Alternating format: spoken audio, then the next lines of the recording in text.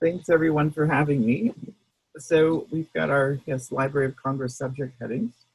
So this is me, and I'm at Minnesota State University Mankato. So for those of you, because it's so far away, don't know where Mankato is, we're southwest of the Twin Cities, and a lot of you will probably recognize Mankato as the big bad city and Little House on the Prairie. So that's where that was. Conventions that we're going to use. So we're going to go over a couple of introductory housekeeping things here. First, conventions. There are several abbreviations that will come up throughout the presentation. So FFS will be the one that is probably the least commonly known abbreviation, and it stands for free floating subdivision. So I will say it, free floating subdivision, but when you see FFS, that's what we're talking about. It's a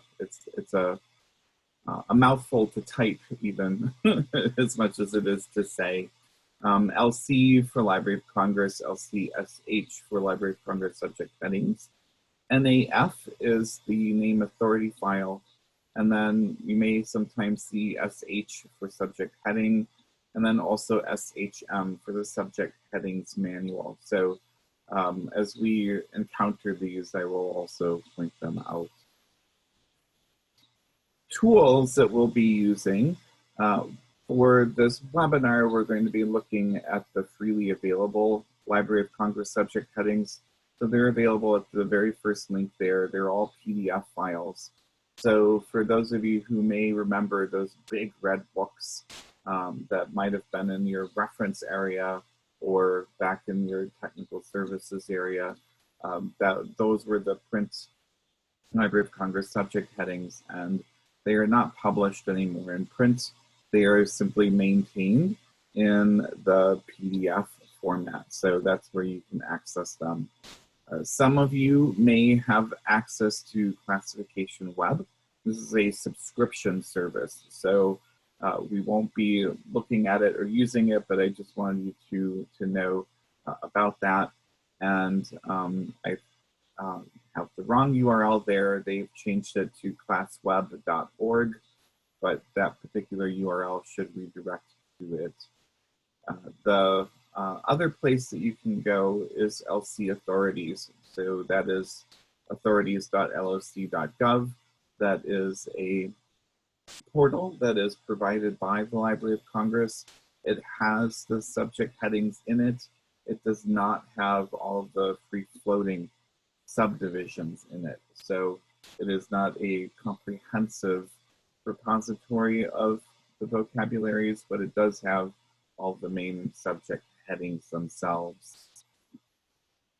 The next set here that we see, Library of Congress Subject Headings Manual, that's the SHM. This is like the instruction book for how you create, how you propose a new subject heading to be included in LCSH, but it also provides a lot of instructions for how you make use of LCSH itself.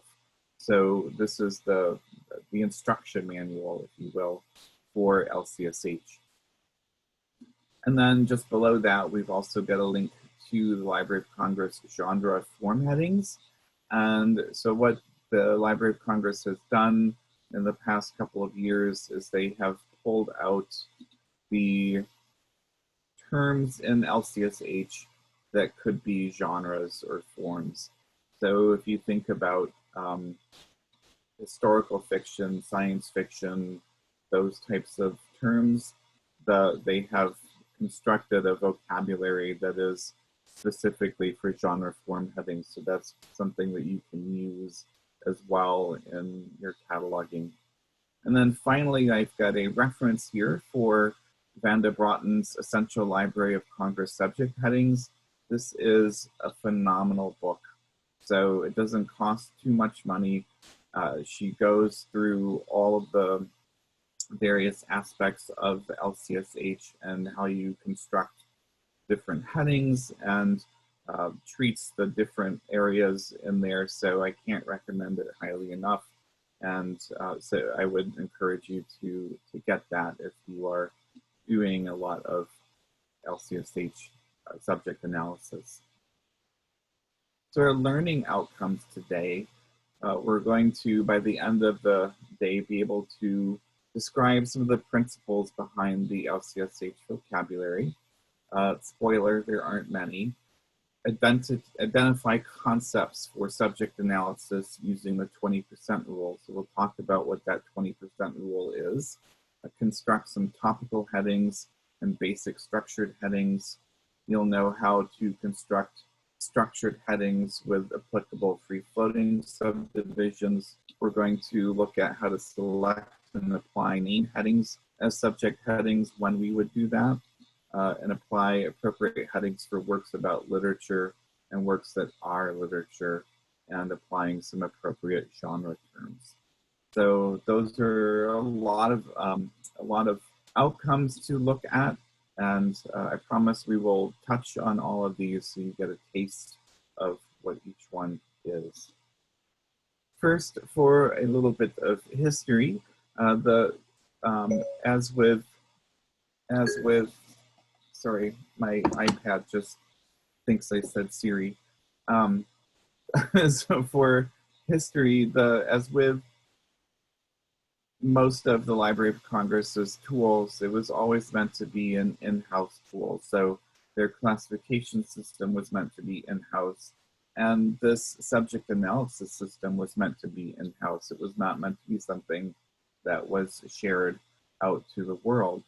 So in July 1898, the Library of Congress published in-house its first list, and it was called Subject Headings Used in the Dictionary Catalogs of the Library of Congress. It published a second edition in 1919, and by the 8th edition in 1975, they changed that title to Library of Congress Subject Headings.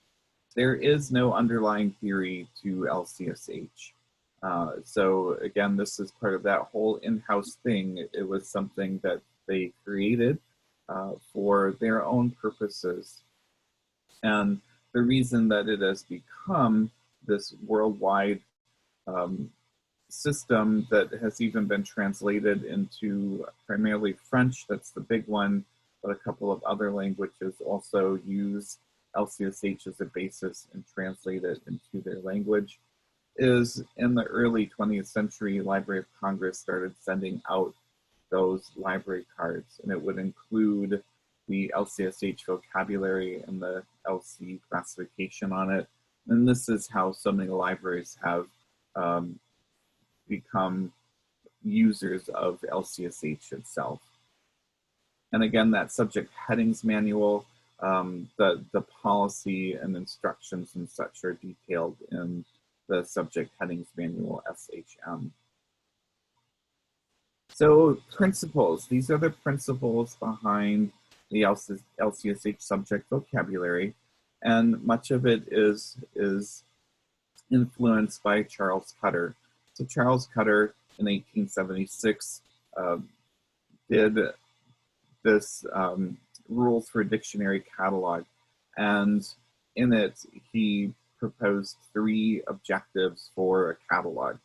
And as you can see from the arrows, 2 of these objectives, to enable a person to find a book and to show what a library has, is using the subject as one of the means for that. So subject entry is how you would enable a person to find a book where you know the subject, or where you, as the library, want to show that you have these books on a given subject. The terms that are in LCSH itself come from warrant. The main one is literary warrant. And so literary warrant is what justifies us adding that particular term to the vocabulary. So when somebody writes about a certain topic, then it exists in the literature, and therefore we have the warrant to add that term or that concept to the vocabulary. So this is how literary warrant comes about. The use is for, generally we want common usage terms. And as you may have heard from some commentary on LCSH and bias in LCSH and such, there are certainly terms that are that are definitely not common usage. They may have been common usage at some time, like cookery, which has finally been changed to cooking in, I think, 2010. So that was a very long time coming. We all would use the term light bulb to talk about the thing that we put in the socket to give us light from a lighting fixture, whereas LCSH is using the term incandescent bulb, which no one uses in common usage. So common usage is something we strive for, doesn't always happen. There is some structural warrant aspect to it. So this is a way of bridging or linking certain terms. So you will see in LCSH a term that may have a broader term or narrower terms or related terms. So there's a structure that's been set up to help navigate and help go for more specific terminology when we need to use it. And then finally, cultural warrant. So all of our systems inherently have bias and are inherently part of our culture, right? Our culture is how we construct these.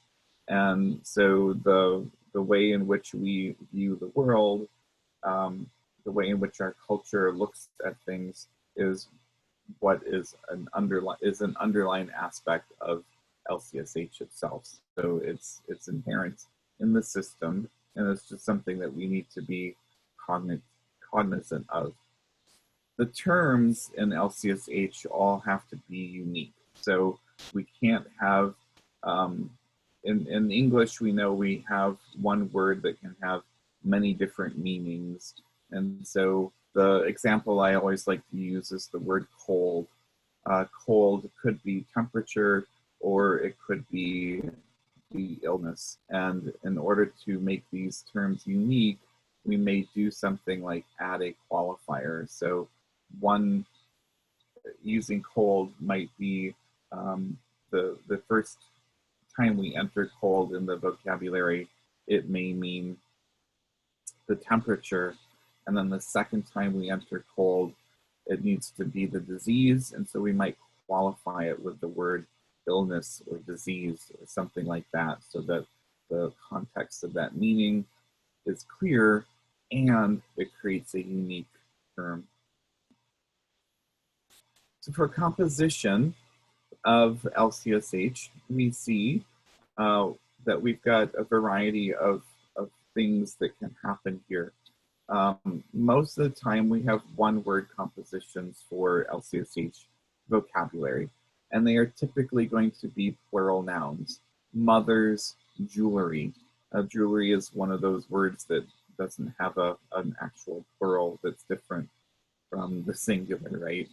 So we've got two-word noun phrases or modified nouns. So we can see single mothers and jewelry making.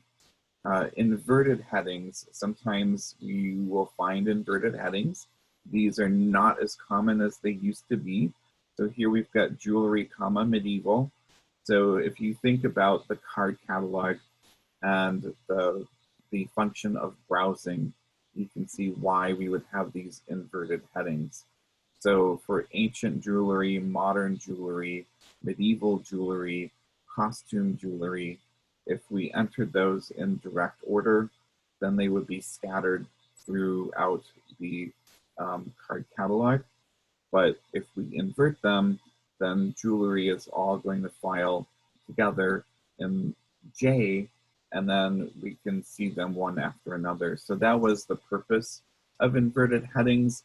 Now that we don't use card catalogs, there are very few inverted headings. Many of them have been converted to direct entry, but there are certain situations where we haven't done that, and jewelry is one of them.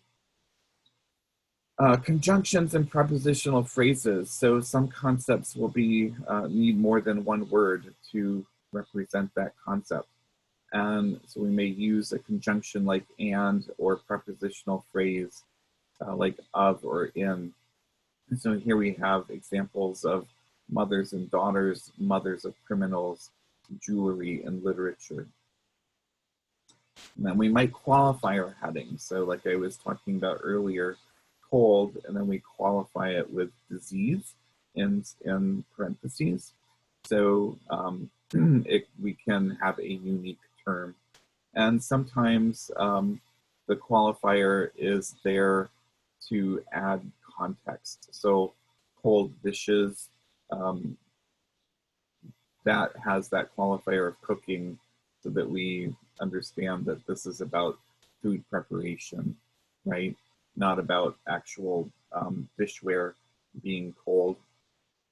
And then names. So names are names of persons, families, corporate bodies, geographic places, and even works.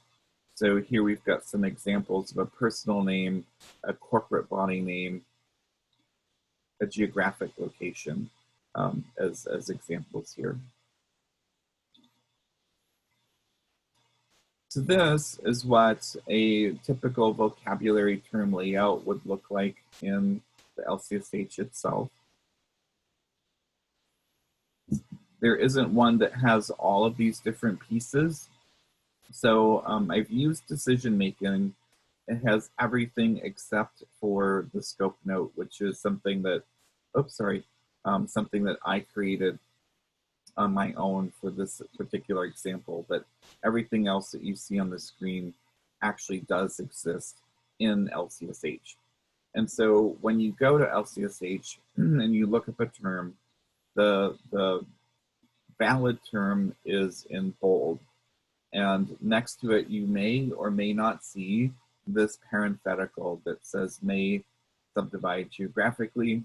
There are a few that will say not subdivided geographically, and then the majority of terms will have nothing there. And we'll talk about that a little bit later in the webinar. So your main term will be in bold, and then you may have one or more class numbers or classification ranges that have a close association. So it will give you close association numbers in the Library of Congress classification. And we can see here that this has several that cross a variety of disciplines.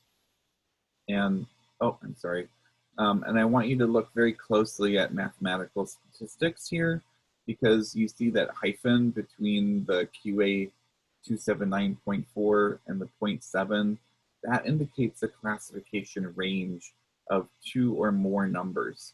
So that hyphen, you can't just take these numbers and use them if you're doing classification.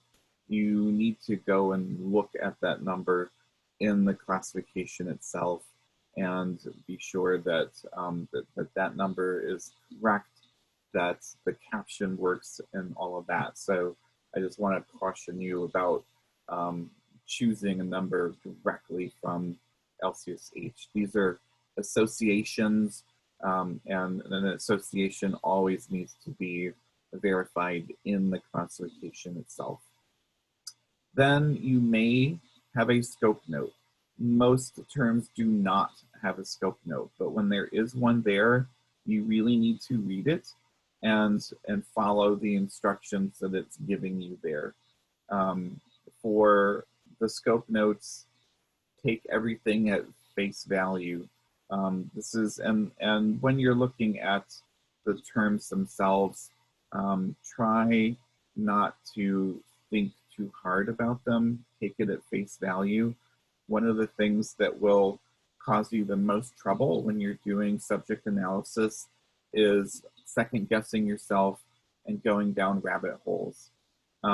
Use the context that's in front of you, which may not be very much when you're looking at LCSH, to make a determination of, is this an appropriate term or not? It's not meant to be something that takes a whole lot of guesswork.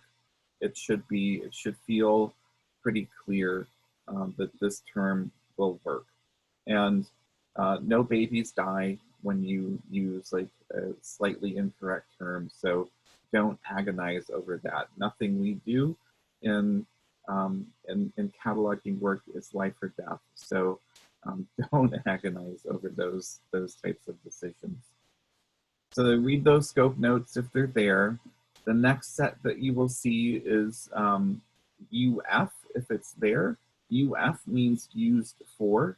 So these are your cross references. So for example, if you had looked up decision analysis, then in the list, it would say C decision making right next to it. So if you look up decision analysis in the D PDF file for LCSH, right next to it, you will see in capital letters, use, and then following that, it'll say decision making. So it'll be sending you there to look at decision making.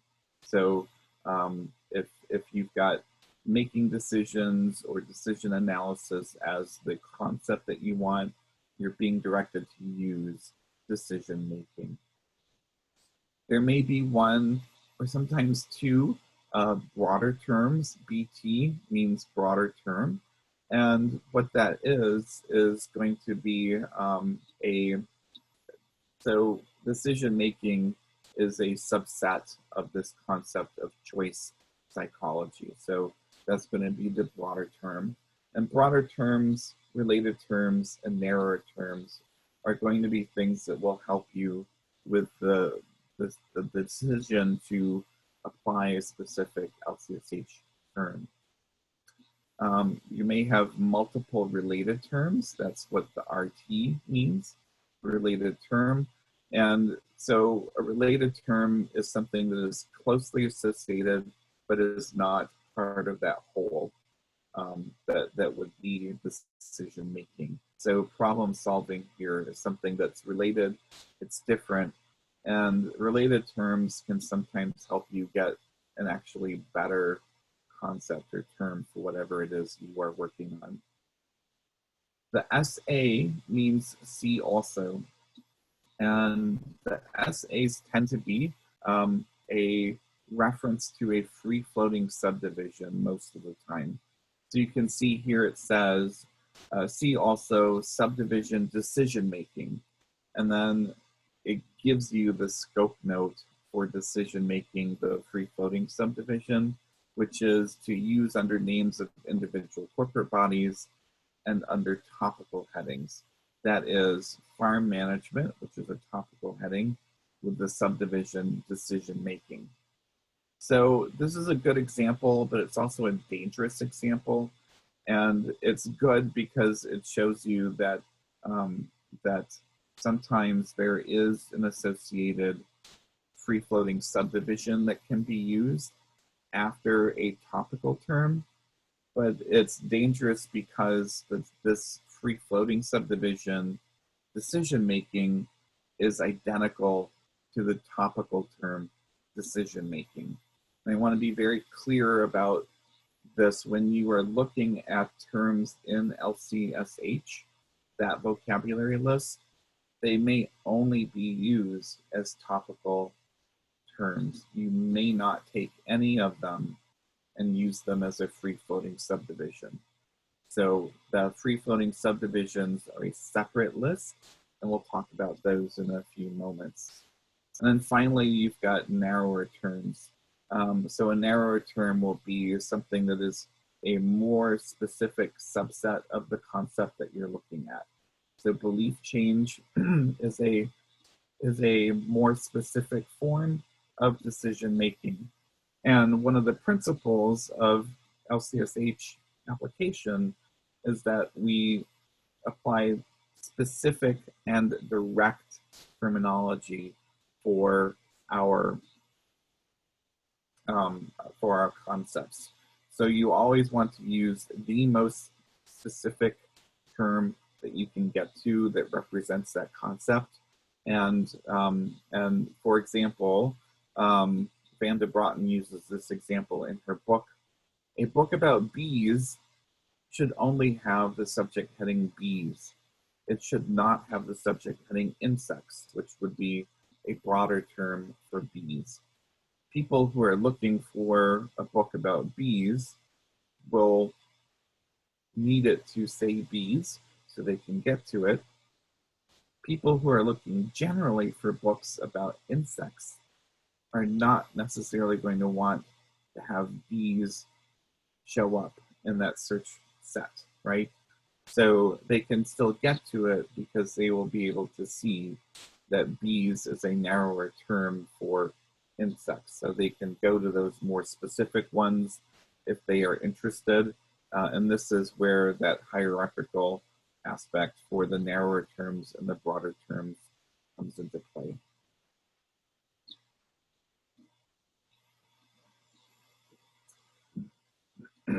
So locating your specific LCSH terms. So we'll call this the print, the PDF files, we'll call it the print because this is what they would have used to publish those red books if they were still publishing them anymore. Again, they're available here. They look like this, and you just choose by letter. So you would click on that letter, it'll open the PDF file, and then you can just use Control F to do some searching to find certain terms within these PDF files. You can also use the, so this is the Authorities.loc.gov. It does include all LCSH topical terms, but it does not include the free-floating subdivision terms. Those you have to use the PDF.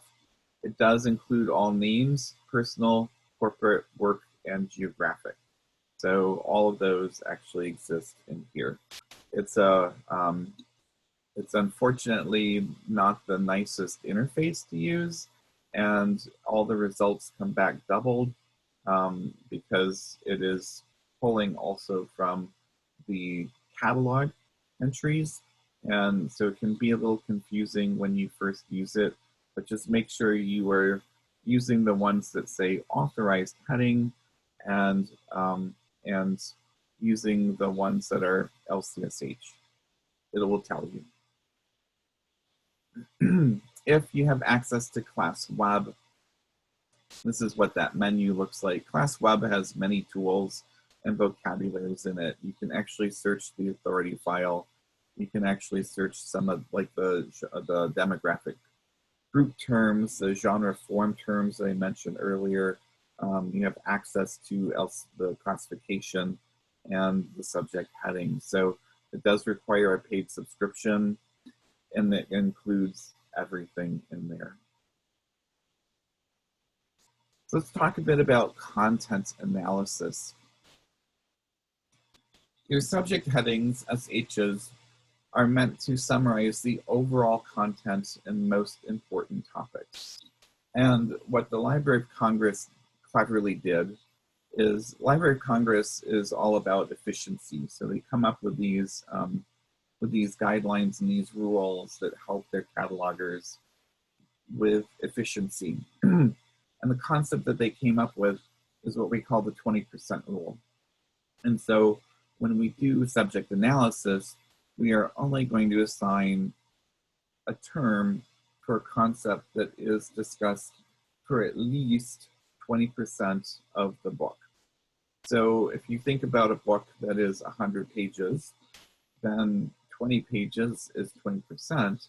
So if that concept is only discussed in 5 pages of that book, it doesn't rise to the level of summary. It doesn't rise to the level of importance, and so we would not give it a subject heading term. That's not to say that we can't, it's just that we usually won't. There are times, and it's always your own judgment, where maybe that is for your users or your collection a particularly important topic, and you might also then decide to provide subject analysis for that topic. But the 20% rule is a method for allowing us to provide a summary of the overall content as opposed to indexing the book where we give too many subject headings and it becomes an index. That's not what a catalog is meant to do. Subject headings should be appropriate to the treatment. What this is saying is that if you have the great example would be the treatise on geochemistry, and it's about 12 volumes. So when you catalog the set, then your subject analysis is geochemistry. That's as specific as you can get. But when you take one volume that is looking at chemicals in bodies of water, then you can get more specific with your subject analysis, and that's what this concept is getting at here, the appropriate to the treatment. So it should be appropriate to whatever it is you are cataloging. And then you can use as many subject headings as are necessary. Generally, 6 is about the most that we tend to use. Library of Congress tells their catalogers no more than 10. So if you get to 10 subject headings, stop and no more. And we'll see why this is a little bit later in the presentation, but when you have a concept that covers multiple geographic areas, you would treat that concept as one subject heading because you're going to get multiple entries for the different geographic areas.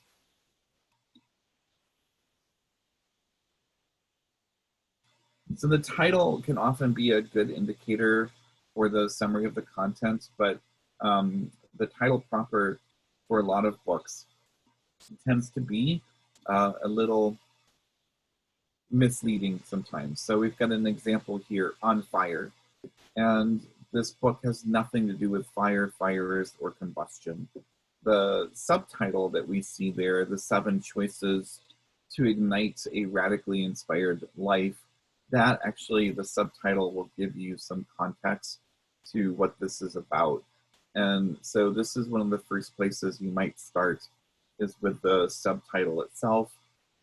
Table of contents is also a really good place to look to give you an idea of what the content is from a summary perspective.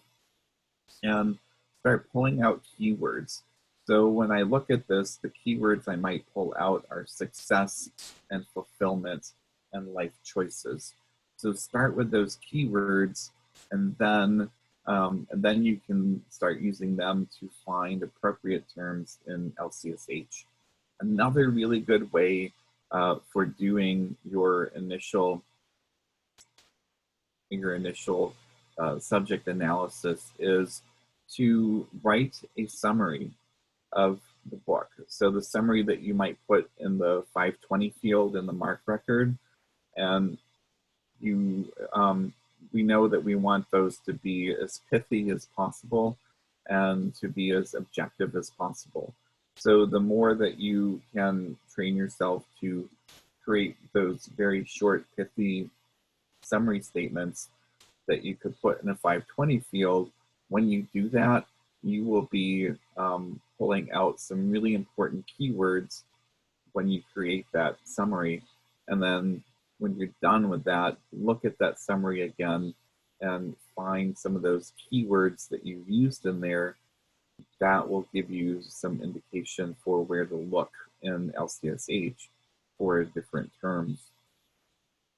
So when we go to LCSH and we start looking up these concepts, we look up success and we see success is a term in LCSH. So you can see that's bolded here, we can use it. When we look up fulfillment, it says use self-realization. So here's one of those UF terms, fulfillment, and it's telling us to use self-realization. So that's the term that we'll end up using. And then life choices, that ends up being a really difficult one to figure out where it is. And you will run into these where you've got this concept, it's a common use type of term, Life choices is not that extreme of a noun phrase, right? But finding something in LCSH that represents that can be really difficult. And a lot of these things will come with experience. One way you might be able to find a good use for a term that you could use for this concept is to go to a library, a big library's catalog, and do a keyword search for life choices, and then see what subject headings have been used on the books that come up with that term. Those are the examples that you can find by searching a catalog for a noun phrase to see what subject headings have been used.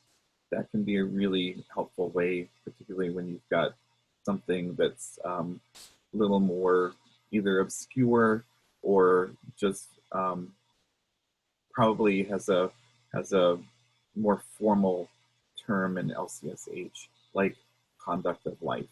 So finally, we arrive at conduct of life, and this would actually took me quite a long time, probably 5 minutes of searching or so to arrive at conduct of life for this particular book.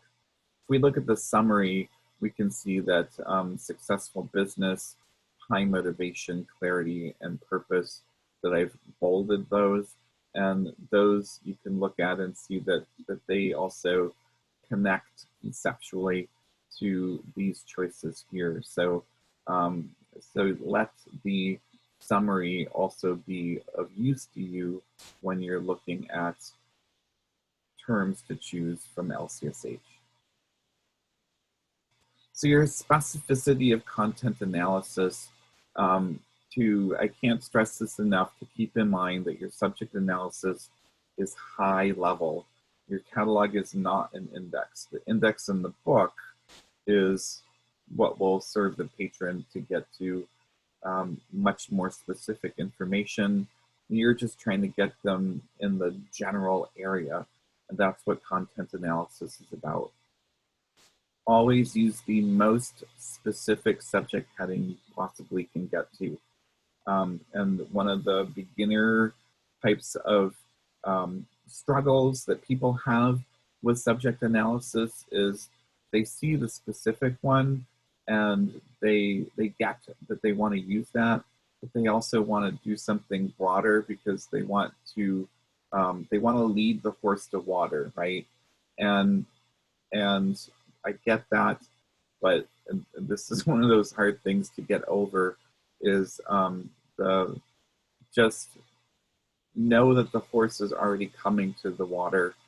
All you want to do is provide water, and that's what the specific subject heading is meant to do.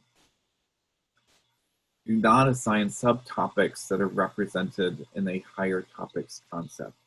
So if you remember, when we were looking at decision making, it had some narrower terms. So we would never use decision making together with one or more of its narrower terms. If you think of it in terms of a circle, decision making is the whole circle, like a Venn diagram. The narrower terms are circles in themselves that are wholly within decision making itself. So they're a subset, and decision making includes them. They're not overlapping in any way. They are completely inside of it. And that's why we don't use a narrower term with its broader term. We've got this concept of the rule of 3 and the rule of 4. So if you remember back to decision making, there were about 5 different narrower terms. And excuse me, so if your concepts included 2 or 3 of those specific narrower terms, you would use them because they're specific and direct. But if the book was about 5 of those, all 5 of those narrower terms, you can't use them. You need to go up to that higher level and assign decision making itself. We do have this rule of 4 that allows us to assign 4 specific subject headings instead of the broader concept, but we can't go beyond 4. And the broader concepts are usually really big concepts that have a bunch of narrower terms. So if you had a book about insects, about 4 different types of insects, then you would name each specific insect. But if the book was about 5 or more insects, you would need to go up to that higher level. Specificity here, the table of contents is talking about, so this is a book about diet, about eating foods that would help you avoid specific diseases. And so each chapter is about a specific disease or illness. That's too specific, that's indexing. And so we would not give a subject heading for each of those concepts. We're going to do something that is broader. So it's not about each of the specific ones. It's about diseases generally. It's about nutrition. It's about self-help. And so we take those concepts, and one of the things that we also need to do is decide which subject heading is predominant.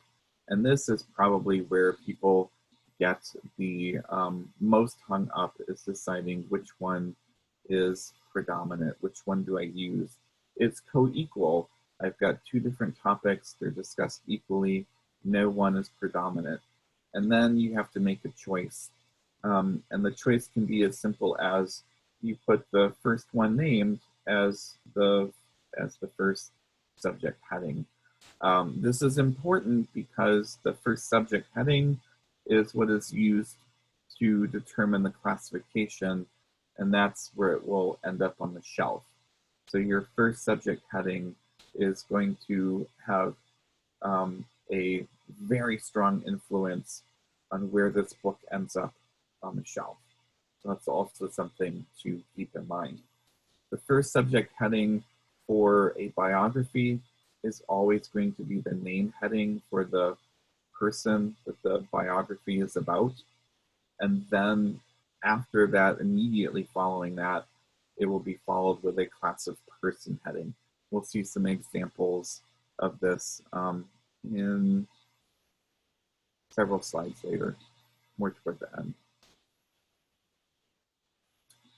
If you've got equally important topics, then assign topics as the first of 2 subject headings. Sometimes you can't put them together, and so 2 subject headings, one after the other, will have to represent your concept, because there might not be a free-floating subdivision or something more specific that will allow you to do it in 1 heading. So you may need to do it as 2 together. Only you are really going to know that or get that as the cataloger, unfortunately, but that's how it is. And then all your secondary topics, you can assign them in any order. They do not need to be alphabetical. They do not need to be in mark order or anything like that. You decide what the order is. And then in the classification and shelf listing manual, which is the instruction manual for the Library of Congress subject headings, it's the parallel to the subject headings manual. In the classification and shelf listing manual, CSM, if you look at H80, it gives you the principles and reasons behind why that first subject heading is important. So a little more about the order. In smaller groups, I do this in a more interactive way, but I'll just talk through it here. This book is about food choices that may prevent non-communicable diseases. And so at this point, we need to decide, is chronic diseases and nutrition the order that we want, or should it be nutrition and then chronic diseases, and then we would add self-help as our third secondary type of heading. And so as we're thinking about this and looking at it, when we go and we look at nutrition, one of the things that we're going to see is that that nutrition is also has a free-floating subdivision. So we'll come back to that in a few moments here. I want to talk about the types of terms and the order that we'll put these in the MARC format. So you have your topical terms. Those come from the subject heading list itself, the vocabulary list that we call LCSH. Then names. Names will come from the name authority file, NAF, and we will treat them as if they were LCSH terms when we use them as subject headings. So remember, we're usually using name headings as access points for authors and contributors and things like that. But when they happen to be the subject, then we would use those access points in the name authority file, and we will treat them as if they were LCSH headings. And so they will then be subject to all of the principles and rules that we use in LCSH when we do that. Our name, title, and title headings for works, those are also from the name authority file. Genre terms, most of those will come from the genre form vocabulary list. There's a whole host of terms in LCSH that can also be used as a genre. So when something can be that thing that you're looking at, you can use that as a genre term. And then we've got our free-floating subdivisions. So these do not come from the main vocabulary list. They are a separate vocabulary in their own right that is part of the larger conceptual LCSH. And we have 4 different types. We have topical, geographic, chronological, and form. So our geographic free-floating subdivisions, those will come from the name authority file. All the rest, those will be provided to us either in the vocabulary, and in a very few cases, they will be, mostly for the chronological terms, they will be editorially constructed for us, and we will only be able to use them in that construction that we find in the main LCSH vocabulary.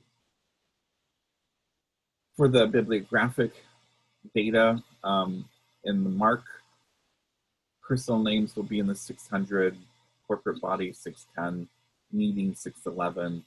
Your preferred titles of works for the RDA concept, otherwise termed as uniform titles, those are the 630s. Most LCSH terms will be in 650. Actually, all of them that are topical will be in 650. Anything that is a geographic name will be 651, and then 655 will be your genre terms.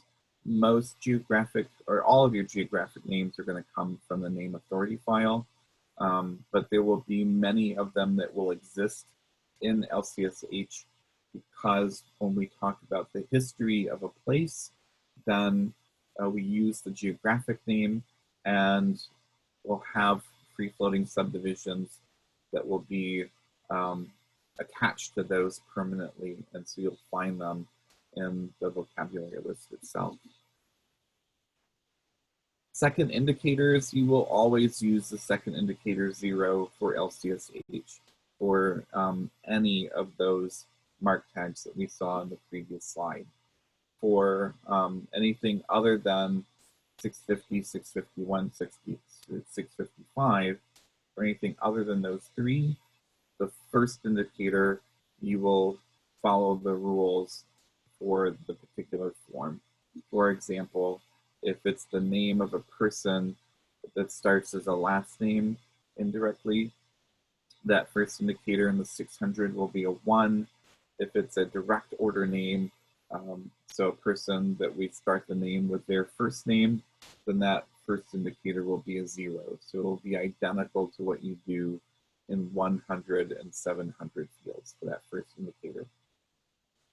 When you look at the 650 field in the MARC format, there are many subfields there that are valid for the 650. The 650 is meant to be used with a variety of different vocabularies. When we are using LCSH, only these 5 are valid. The subfield A is where your term from LCSH goes. And then when you start using free-floating subdivisions, or if your vocabulary term from LCSH includes subdivisions, it will be X, Z, Y, or Z. And they're generally going to be in this order. The X and the Z can flip, and we'll talk about why that is in a little bit. So here is an example: ecology, study and teaching, Florida, bibliography.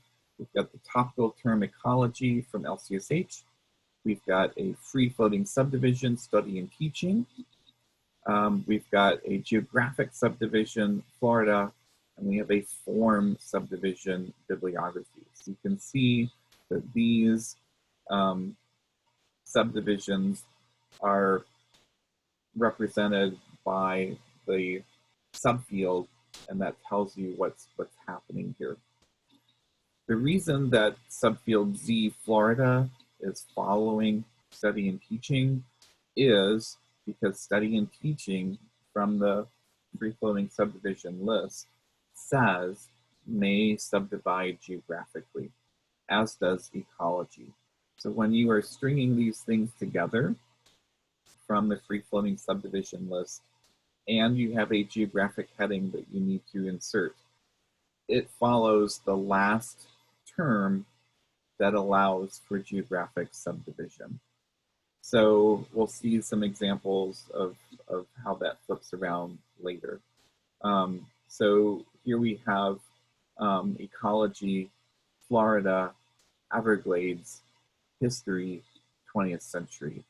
History is a topical free-floating subdivision that does not allow geographic subdivisions after it. And that's why we've got the geography in front of that subfield X. That's all that's going on there with the geographic headings.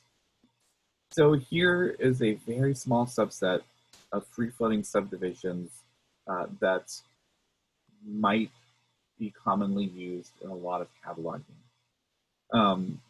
You can see that we've got this double hyphen here, or, oops, I'm sorry, M dash. And whenever you see that presented to you on a screen, you need to think that behind there is a subfield, and I need to figure out what subfield that is going to be. For these types of terms, if it's topical, it will be a subfield X. If it's chronological, if it's about a time period, it will be subfield Y. If it's a form, it will be subfield V. And if it's a geographic place, it will be subfield Z. So your scope notes matter. When we're looking at, so here I've got financial regulation of US banking and securities markets as an example. And we take our keywords here: banks, securities markets, and regulations. Financial institutions is what we use for banks. Securities markets, we're told to use securities. But regulations, this gets really difficult to figure out. We hear regulations a lot in the media, and that's a common use term. And this one actually took me probably the first time I did it 10 or 20 minutes to figure out what to use for regulations.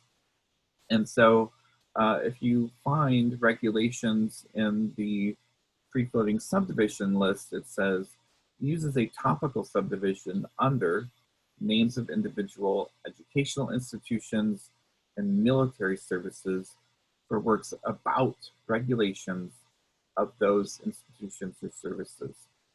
So I can't use that free-floating subdivision regulations. And what I eventually figured out is that regulations are really laws. there's a law that says do this or don't do that or do it in this manner. And that's what we colloquially refer to as a regulation. So law and legislation ends up being the free-floating subdivision or concept that I would need to use to represent regulation. And so, we'll append that to one of those terms. As we look at chronology, the Library of Congress divides up time into ancient times, which is up to the year 500 AD, medieval times, which is 501 through 1500, and then the modern era, which is 1501 and forward. So the 16th century began in 1501, and then for every century that you have after that, 16, 17, 18 through the 21st century, you can use those chronology free-floating subdivisions at will. Usually they need to follow the topical subfield X history, so you would get this type of presentation. But specific exceptions for the chronology terms 16th through 21st century, you can use them with art and art forms, with individual literatures and literary forms, and musical compositions without that intervening subfield X history. So, so those can just be applied right away to art and art forms. Be mindful of, in particular, of art forms and literary forms or movements. Some movements are inherently part of one century. Cubism, for example, existed only in the 20th century. And so when you look at Cubism, the broader term is art 20th century. So you can't use Cubism subfield Y 20th century. It's redundant because it was only in the 20th century itself. Just be mindful of when art movements and music movements actually existed. So sometimes we have editorially prescribed headings. And so when you look in the LCSH and you see a topical term followed by one or more subdivisions, those are generally ones that have been constructed by the Library of Congress and may only be used as presented to you. And so we see this a lot with history, with historical topics, as they add different chronologies to them. So for example, we've got United States History, Civil War, 1861 to 1865. You cannot peel off this subfield Y and use it on some other heading. It may only be used here as you see it. The French, if you look at French history, you will see a lot of these with subfield Y, Revolution, 1914 to 1918, so this would be World War I. Sometimes you will see open-ended ones, and so that just means that there was some important turning point at that time. And so if the history of the United States is about a time period that is primarily from 1969 or some period thereafter, then this would be an appropriate heading. 1961 to 1969, this might be most appropriate, for example, for the height of the Cold War or the space race, for example. So that might be where you end up putting those types of headings. So when you look up something and you see these double hyphens I mentioned earlier, that hyphen means that you need to supply the mark codes in your bibliographic record. So you cannot put 650 birds hyphen conservation hyphen law and legislation, you must add the subfield X's that you would need there. So the nice part about the LC authorities for a heading like this or class web is that you can view the mark and then you would see it. When you're dealing with just the print, the PDF, you just need to know that this is topical and uses subfield X, and this is chronological and uses subfield Y. So here are some form subdivisions. Remember that a form subdivision tells you what the content is, not what it is about. So if you have a book that is a bibliography on a specific topic, then you would use the topical term and you would follow it with that subfield V, bibliography. Biography is probably one of the more common subdivisions that you will end up using. Remember that biography, subfield V, biography, can never be used after the name heading. It is always used after the class of person term or the ethnic term that might be used. So for example, we'll see some examples coming up. I don't want to take up the time there. So coming back to how not to die, usually what I do is have you think about it while we go through those other slides and decide which one would come first. And usually people decide on nutrition coming first, but it turns out that nutritional aspects is a free-floating subdivision that we can use. And so we can append that to chronic diseases, and we get that whole concept in one subject heading. So chronic diseases, nutritional aspects, and then that is a way that we can describe the content of this book. So related headings, let's talk about those for a moment. If a related heading exists, it represents 2 or 3 topics discussed in a work, and that includes no other topics within its scope. Assign the 1 instead of the 2 or 3 narrower headings. So the example that they give is a book that is called In Praise of Single Parents, Mothers, and Fathers. So if you're going to be specific, you would have a subject heading for mothers as single parents, and then another one as for fathers as single parents. And we've got those terms, it's single mothers and single fathers.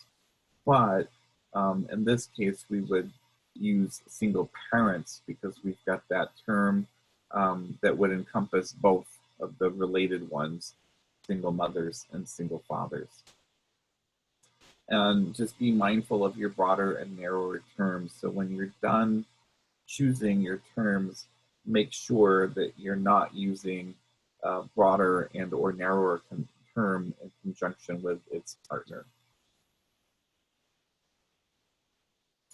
Again, your first subject heading needs to be the one that is most encompassing of the content. And if it's a biography, you would use the name heading, followed by the class of person heading. That would be usually what they were known for, what their occupation might be. That first subject heading is going to be the basis for your LC classification, if you're using LC. It's also, if you're doing Dewey classification, you know, Dewey works a little differently. I know enough about Dewey to be dangerous, and that's it, but your subject heading, your subject analysis will inform your Dewey classification as well. And usually that first one will be one of the ones that is going to be most influential. If you've got something that is cross-disciplinary, where there are 2 or more headings that are co-equal, you just have to pick one and decide what to use.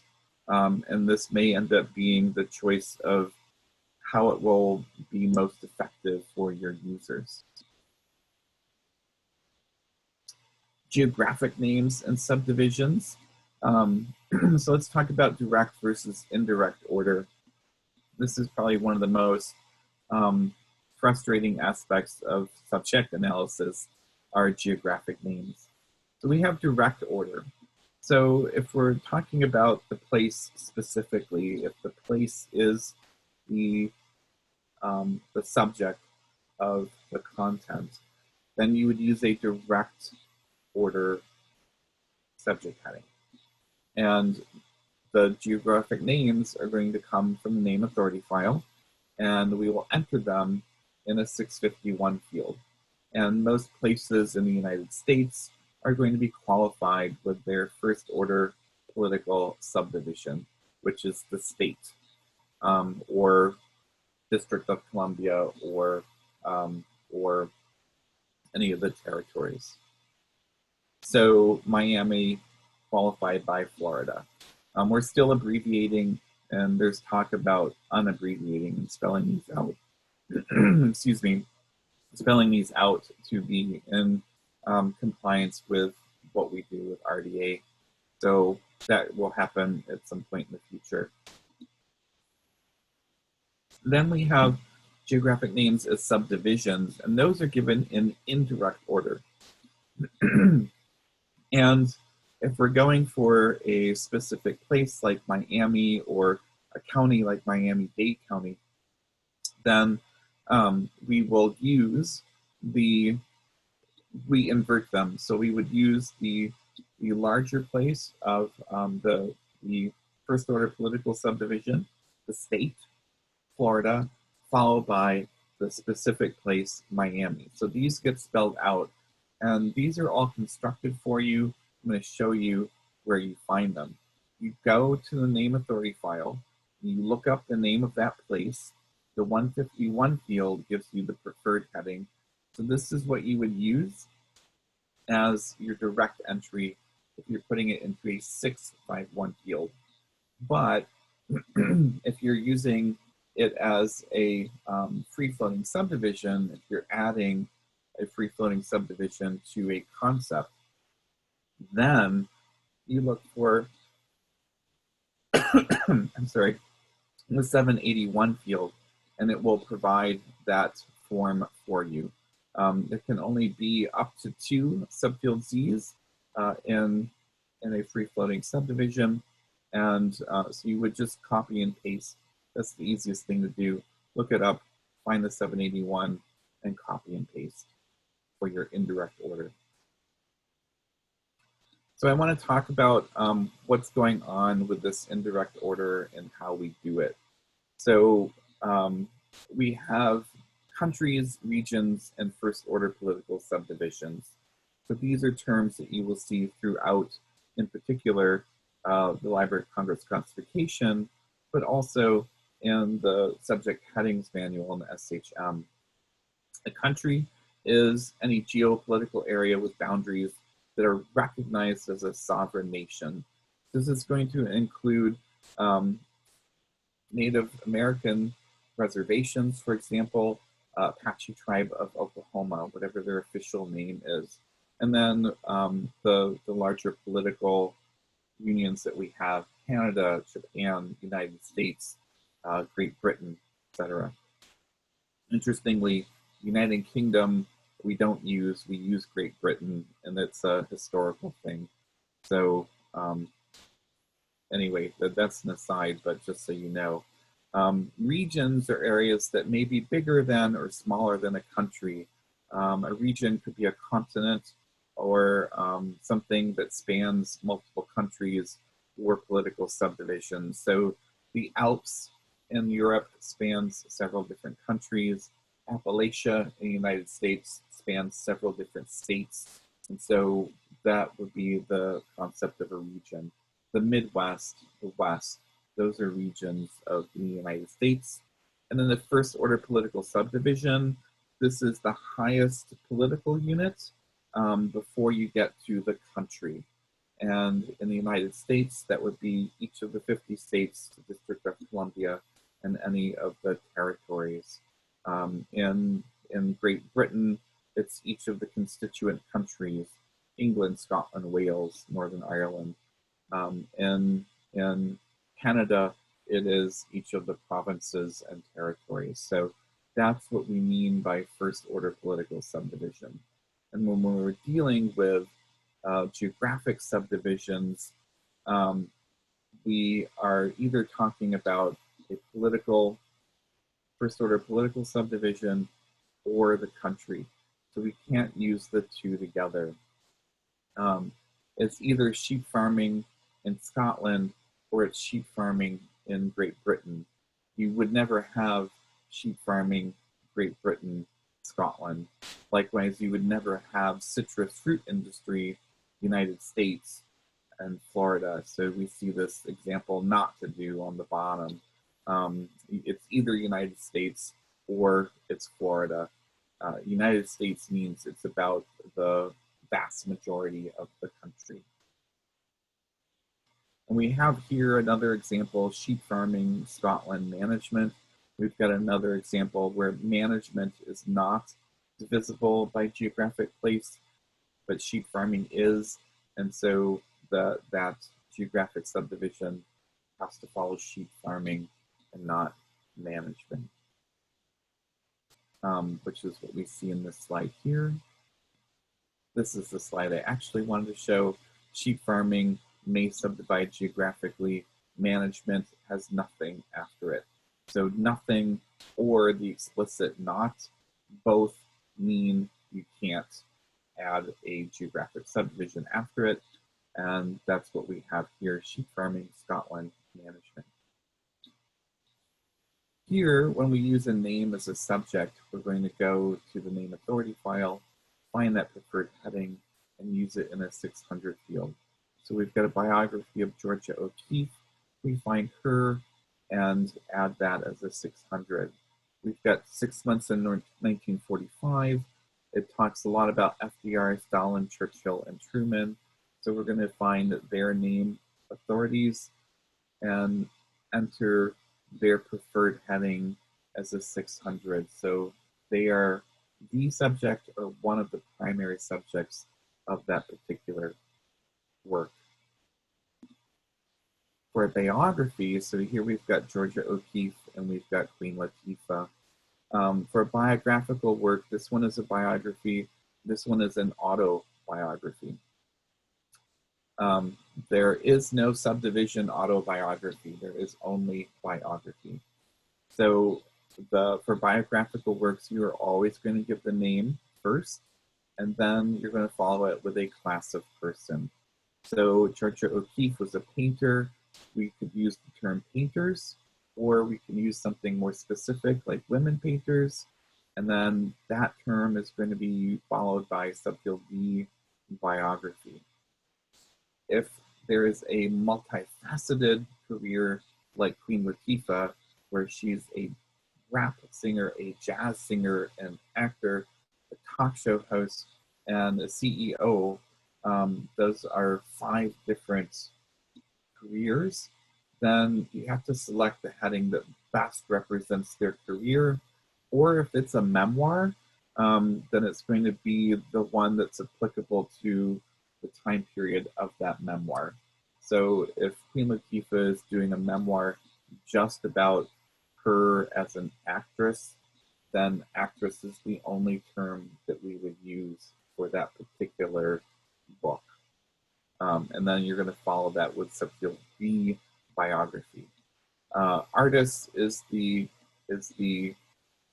term that encompasses rap, jazz, and actress. So I would actually use these 3 more specific ones, but for example purposes, I wanted you to see how the single term would work. Okay. Why is this here? Oh, I know why, sorry. So for the subject headings manual located here, there is guidance for the creation of new subject headings, which are available at SACO. SACO is the Subject Authority Cooperative arm of the Program for Cooperative Cataloging, PCC.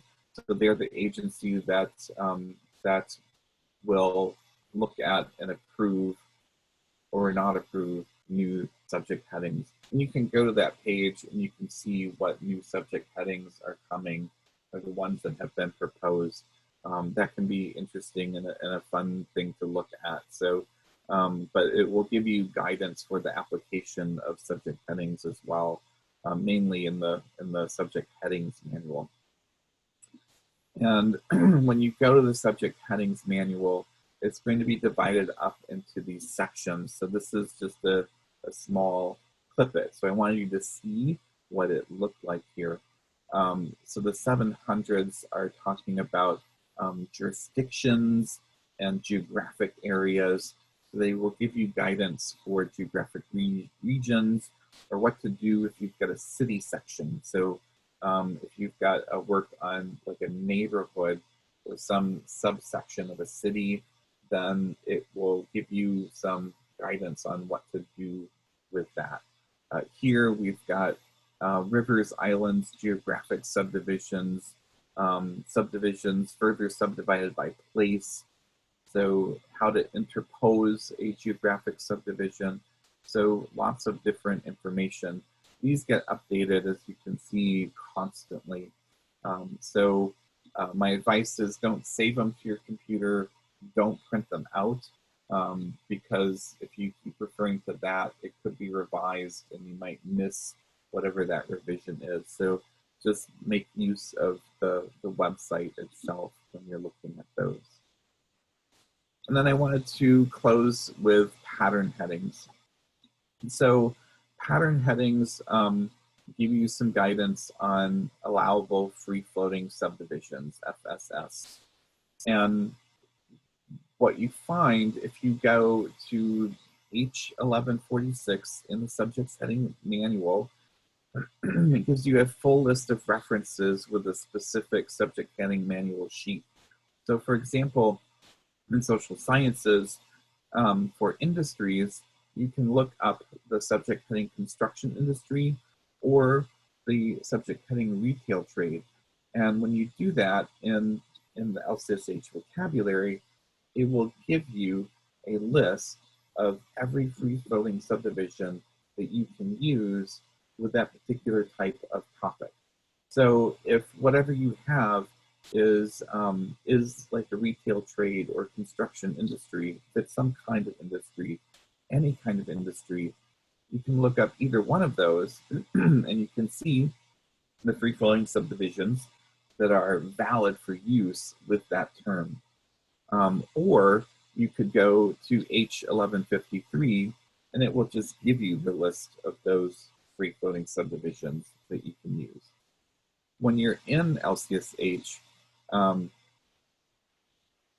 so when you're in the subject headings manual, this is what it would look like. So you've got subdivisions controlled by pattern headings. So this is the one we were just looking at. This is the overview. And then here's one for animals. Here's one for art. Here's one for chemicals. Here's one for colonies. Here's one for diseases, etc.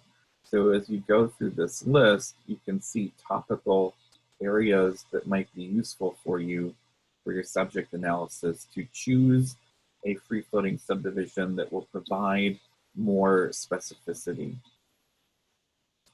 And so each one of these will explain the types of headings that are covered under it, conflicts that you need to avoid, provisions that you need to be aware of, and any LC practice that might come into play that you might want to also follow. And so here is the example for cattle. So if you have any animal, you can look up cattle or you can look up fishes, and you will see that abnormalities, age determination, aging prevention, these are all valid free-floating subdivisions that you may use after any term that is an animal. And so looking at these pattern headings, it can be a really helpful way for getting something that is more specific. Okay. So you, as the classifier, are going to have to recognize that there is a term in for pattern headings. There is no cue in there. So you've just got to think, is this concept that I have, would that match a pattern? And go to the subject headings manual and look at that list of concepts and see if it fits any of those. So mangrove forest, for example, will fit that category of plants and crops. And so then you would go and look at the term corn, and then you would see all the free-floating subdivisions that you could use with mangrove forests. Okay, and so there we go. We've got, I think, 10 minutes for some questions.